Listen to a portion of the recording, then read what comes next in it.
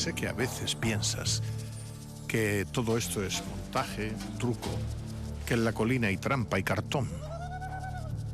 No voy a negártelo porque si piensas que la fantasía, el sueño y la imaginación son montaje, entonces es lógico que creas que todo esto es un montaje. Si piensas que solo es real y auténtico lo que puede verse con los ojos y tocarse con las manos, entonces no me extraña que todo esto te parezca truco. Si no sabes leer entre líneas, si no te lo tomas todo al pie de la letra, si para ti lo blanco solo puede ser blanco y lo negro tiene que ser obligatoriamente negro, entonces tienes razones para ver trampa y cartón, donde yo solo pretendo que haya magia. Si no puedes ver este árbol, si no puedes oler esta flor que te ofrezco, si estas estrellas crees que no son estrellas porque no están al alcance de tu mano, si te ofrezco cada semana una luna llena y tú la rechazas porque exiges que esté en cuarto menguante o en cuarto creciente, si no puedes oír el rumor de mis fuentes, entonces tienes razones para dudar. Si no sabes ver más allá de las paredes, si te empeñas en reducirlo todo a la mínima expresión de la forma y de la apariencia, si te obstinas en ver solo lo que hay en lugar de lo que puede haber, entonces tienes razones para ver el truco y el montaje, la trampa y el cartón. Pero que yo sepa, nunca he pretendido engañarte. Si tú necesitas que haya una colina para ver una colina, creo respetuosamente que le están haciendo falta unas gafas a tu imaginación. Yo he creado un mundo para ti. Si no quieres y si no puedes verlo, a lo mejor la culpa no es mía.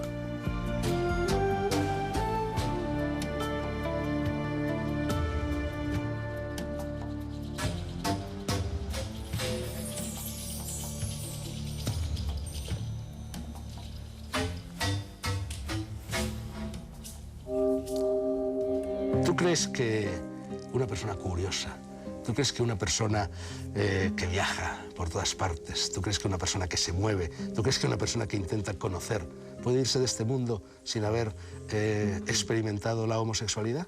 Yo creo que no, así que por supuesto que he experimentado la homosexualidad. Y bueno, pues en la homosexualidad como en la heterosexualidad, todo depende de la circunstancia, todo depende de tu estado de ánimo, todo depende del otro, en fin, todo depende de una serie de factores. No cambia mucho la homosexualidad y la heterosexualidad. La homosexualidad sexualmente, como la heterosexualidad rectamente practicada, funciona bien.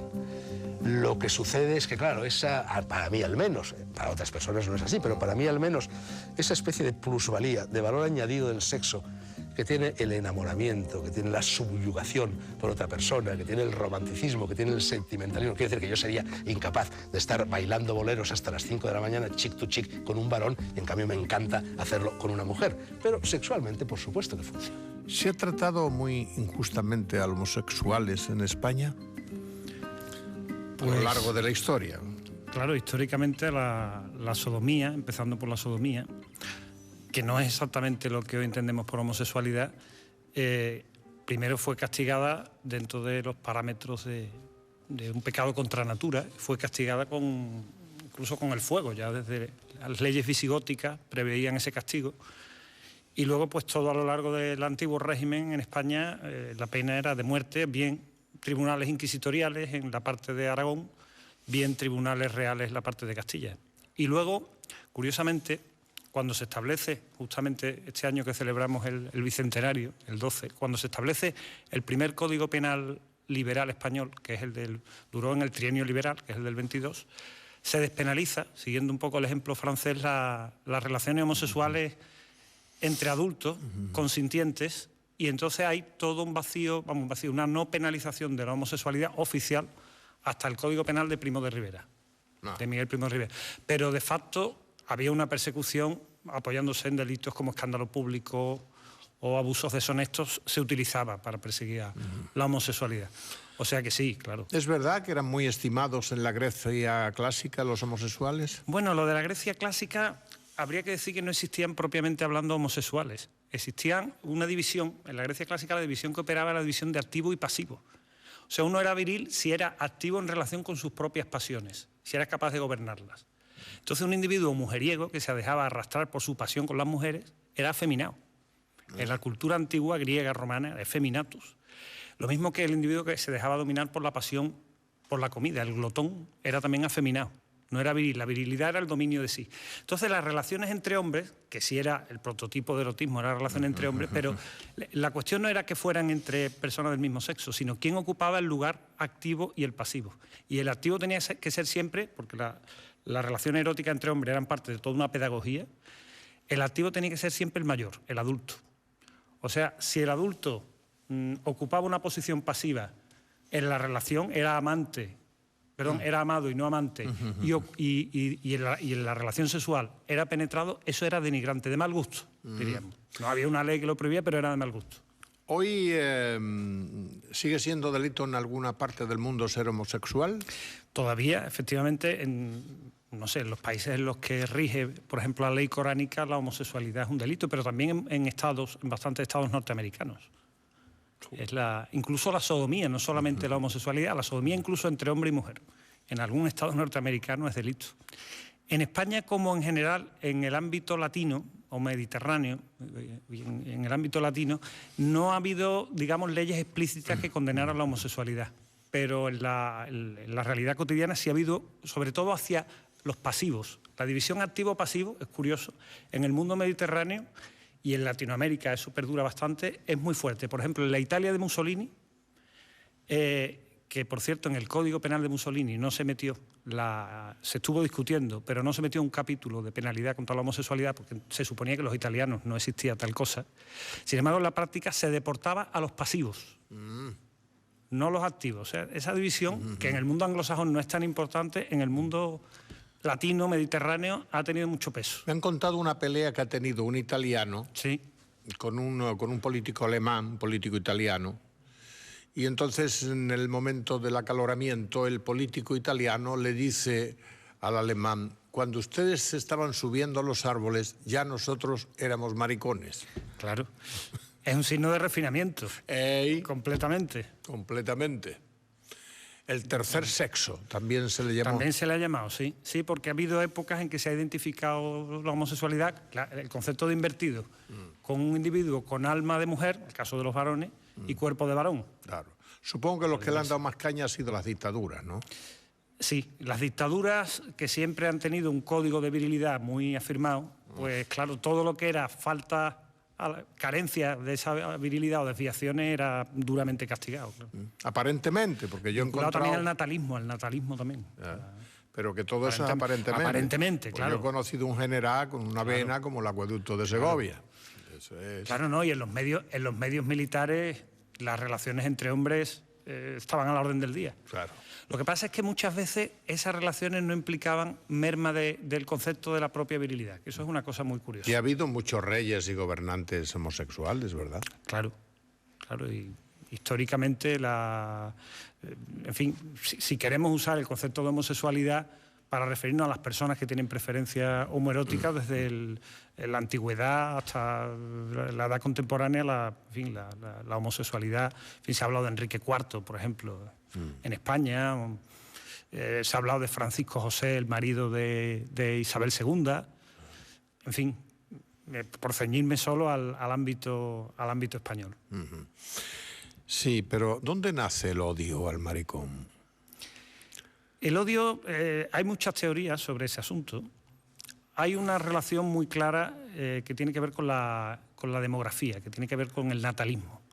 Las posiciones natalistas, es decir, que consideran que la riqueza mayor que existe en una nación es el número de habitantes de esa nación, y que la reproducción es una fuerza añadida al capital de una nación, suelen ser las más agresivas desde el punto de vista de la relación con la homosexualidad, con la práctica homosexual, que se ve en contradicción con esos valores que a su vez se asocian a valores de tipo militar o guerrero, al menos en el mundo moderno y contemporáneo, porque en el mundo antiguo al contrario.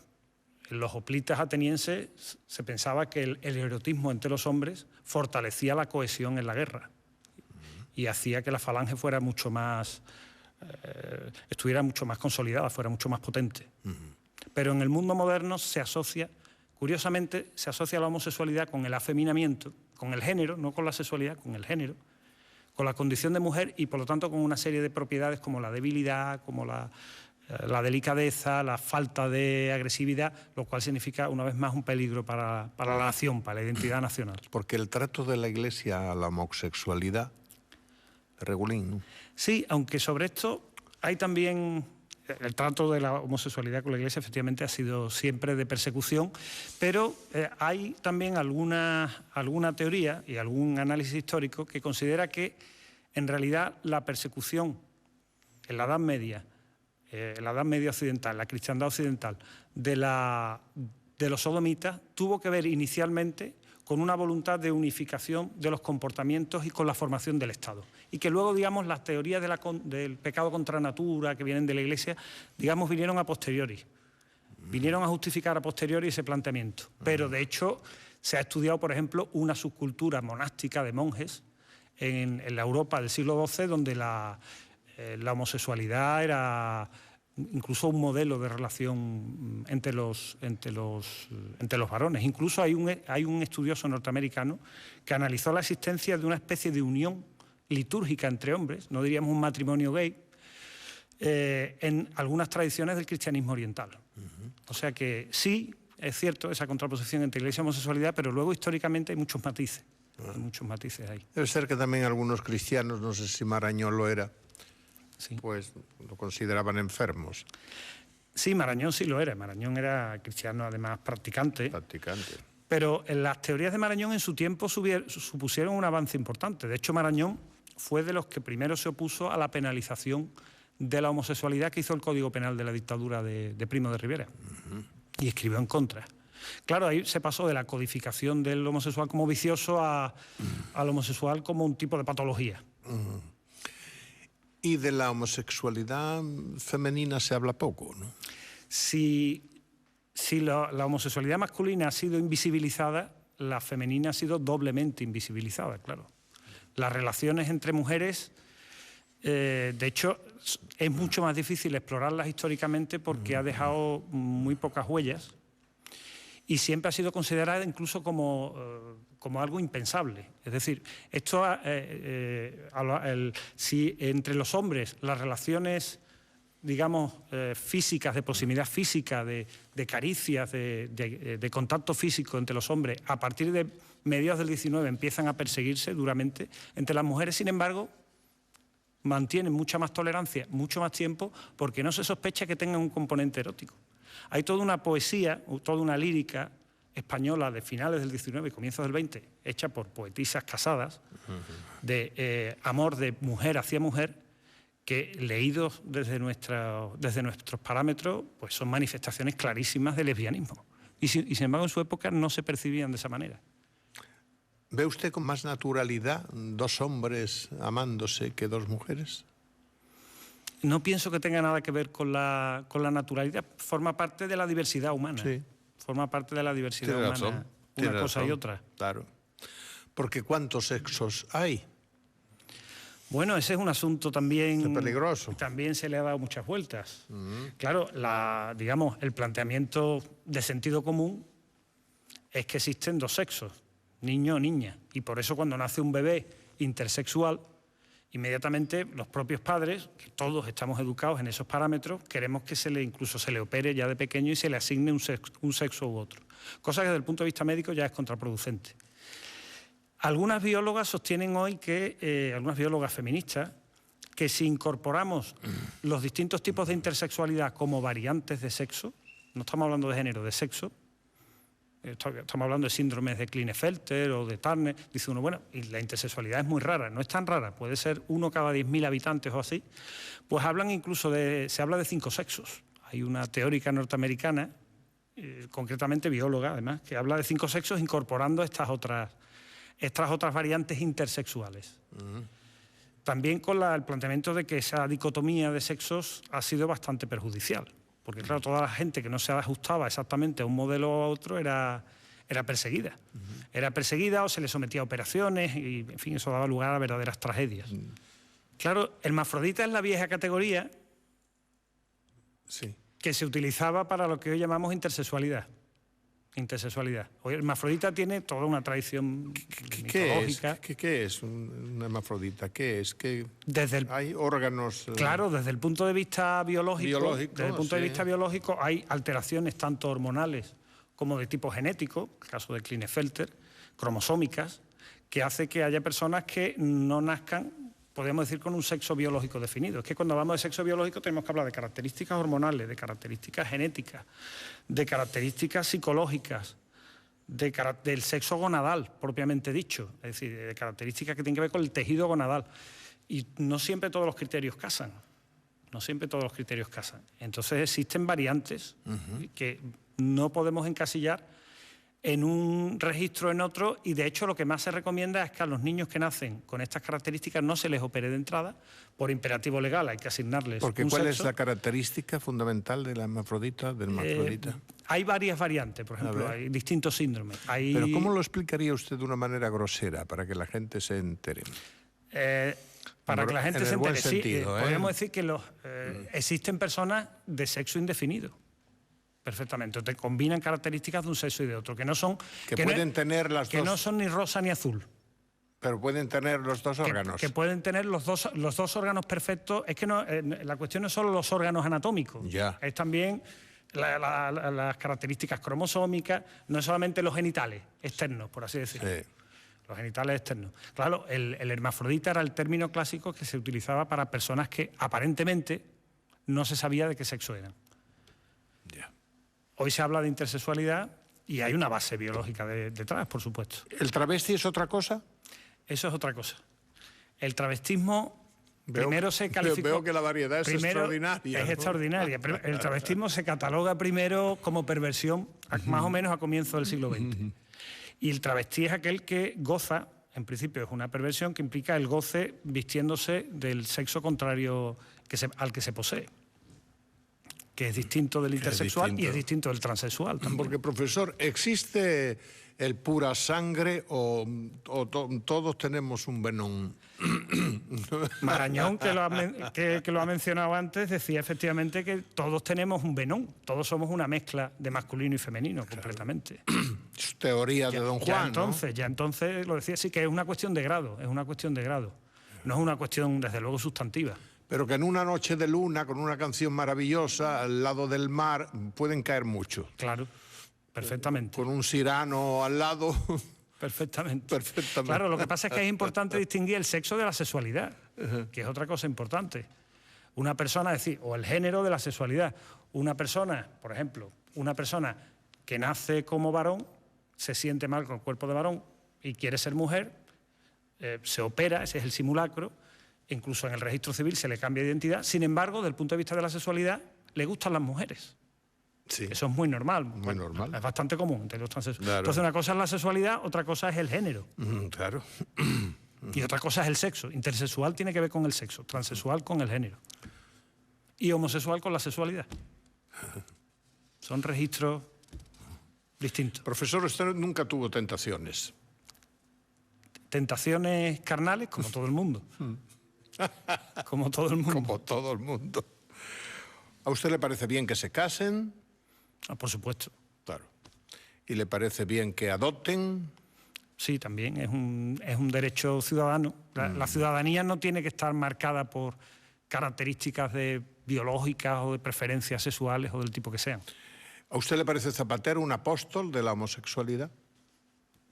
No creo que sea exactamente un apóstol de la homosexualidad, un santón de la homosexualidad. No lo veo en ese, no lo veo en ese perfil. No lo veo en esa cuerda. No lo veo en ese perfil, la verdad. Pero en fin. pero nunca tuvieron tanto poder los homosexuales como en la historia, en el momento de Zapatero, ¿no?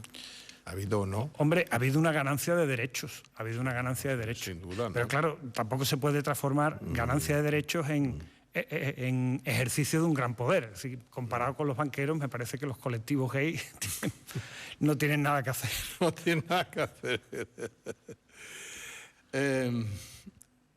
Me comunican que están muy entusiasmados y que este sería un tema sobre el que hay mucho que hablar. Muchísimo. Así que espero, profesor, que regrese a esta colina y sigamos hablando de muchas cosas. Encantado, ha sido un placer. Para mí también lo ha sido, sinceramente. Buenas noches. Buenas noches.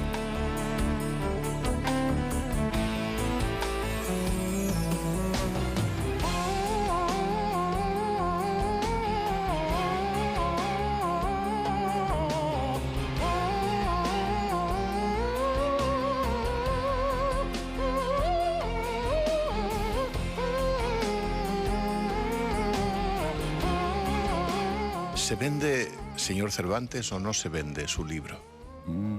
Sí, bueno, me dicen los editores que no va mal, se está vendiendo mucho, sobre todo en Madrid y en todas las casas principales. Todos celebran las aventuras de Don Quijote. ¿Torera de arte o torera de valor? Eso el público tiene que juzgar, ¿no? Pero bueno.